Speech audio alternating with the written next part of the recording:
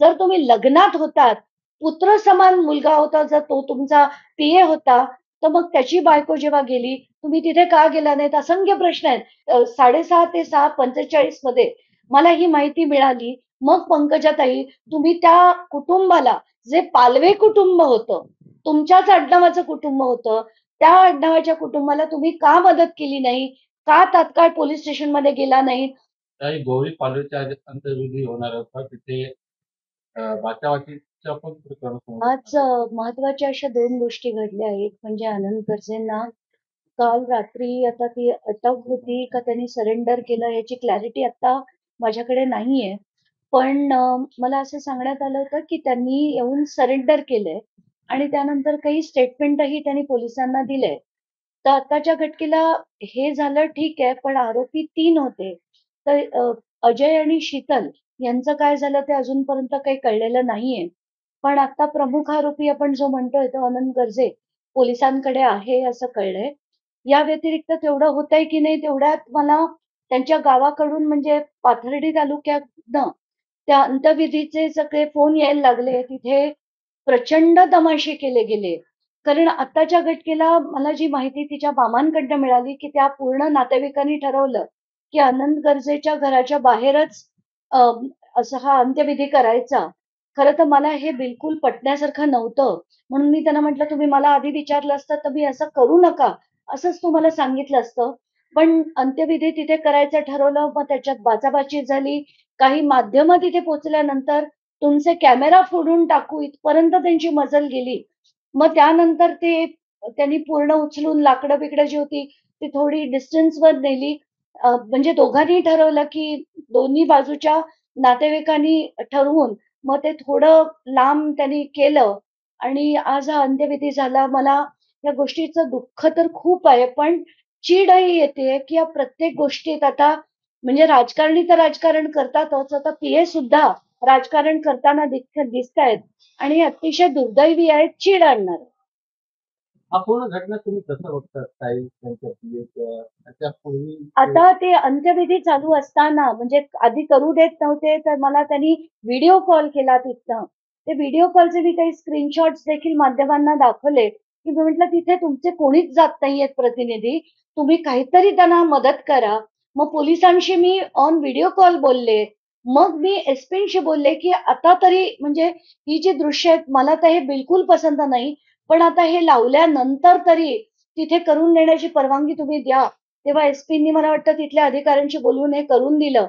मला खरंच मी सांगते ना, की काय पाळी आली आज एका मुलीवर, जी इतकी उच्च शिक्षित असून सुद्धा तिला आज इतका दुर्दैवी आणि चीड आणणारा तिचा झालाय आणि याच्यात प्रत्येक ठिकाणी आपल्याला राजकारण होताना दिसतंय. काल जसं मी म्हटलं तिथे पोलिस स्टेशनमध्ये सुद्धा बीडच्या काही लोकांनी मला सांगितलं, की एक व्यक्ती येऊन सेटलमेंट करण्याच्या गोष्टी करत होता. तो म्हणाला, की "तुमचा एक माणूस द्या, आमचा एक माणूस घ्या आणि हे सगळं सेटल करू." हे सगळं ऐकल्यावर मला अतिशय चीड आली होती आणि त्या मुलीच्या वडिलांना घेऊन मी नायर हॉस्पिटलचे जे डीन आहेत, त्यांच्या कार्यालयात जाऊन निवेदन दिलं, की हे सगळं जे पोस्टमॉर्टम आहे, ते ऑन व्हिडिओग्राफी झालं पाहिजे. मग त्यांनी 2 विटनेसेस, 1 मेडिकल ऑफिसर आणि व्हिडिओग्राफर अशा ह्याच्यात ते पोस्टमॉर्टम झालंय. आता त्याच्यात सुद्धा काही टॅम्परिंग होऊ नये आणि तिला खरंच आता न्याय हा शब्द कशाला म्हणावा हाच प्रश्न पडतो. जो न्याय म्हणतो आपण, तो जर तिचा वाचला असता, तर नक्कीच म्हणता आलं असतं. पण आता तिचे गेले, आता ह्याला अटक होऊन अगदी थेट जरी झाली, तरी सुद्धा आपण न्याय झाला असं म्हणू शकतो का? तर मला खरंच सांगायचंय, की महाराष्ट्रात आपल्याला ना, आई-वडिलांना ना, मानसिकता बदलण्याची गरज आहे. जर मुलगी सुखी नसेल, जर तिला त्रास असतील, तिला हाल असतील, तर समाज काय म्हणेल, लोकं काय म्हणतील, याच्यासाठी तिला परत घरी न आणणं, हा खरंच कुठेतरी आपण चुकतोय आणि ही मानसिकता बदलण्याची तात्काळ गरज आहे, असं मी प्रत्येक आई-वडिलांना नम्र विनंती करेन. आनंदला पोलिसांनी अटक केली आहे. बाकी लोकांना अटक करण्यासाठी तुम्ही मुख्यमंत्रीकडे मागणी करणार आहात? नाही, आत्ताच्या घटनेला दोघांना एकाला अटक झाली आहे. पण बाकी दोघांना निदान त्यांचे स्टेटमेंट घेण्यापुरती कारण त्यांचे रोल तितकेसे मोठे नव्हते. आता जे शीतल आंधळेचं मी ऐकलं, की तू जर तुला नांदायचंय तर नांद, नाहीतर आम्ही आमच्या भावाचं दुसरं लग्न करून देऊ. असं जर कुठली नणंद म्हणत असेल, एक स्त्री म्हणून तिची साथ देत नसेल, तर हा प्रचंड मोठा गुन्हा आहे. पण आता या सगळ्यांना त्यांचे स्टेटमेंट्स घेऊन याच्यातल्या योग्य त्या चौकशी करून, म्हणजे तो पंकजा मुंडेचा पीए आहे म्हणून जर हे दाबलं गेलं तर तसं होऊ देणार नाही.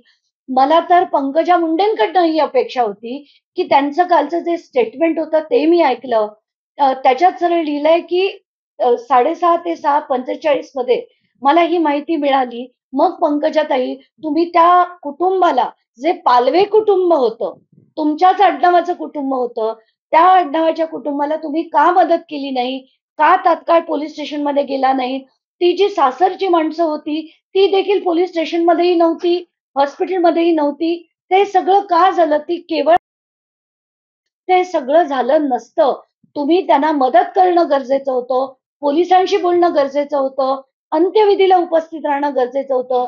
जर तुम्ही लग्नात होतात, पुत्रसमान मुलगा होता, जर तो तुमचा पीए होता, तर मग त्याची बायको जेव्हा गेली, तुम्ही तिथे का गेला नाहीत? असंख्य प्रश्न आहेत.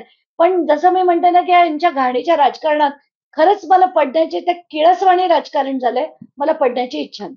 हे राजकारण खरंच केळसवाणं झालंय का? एकंदर पाहिलं गेलं तर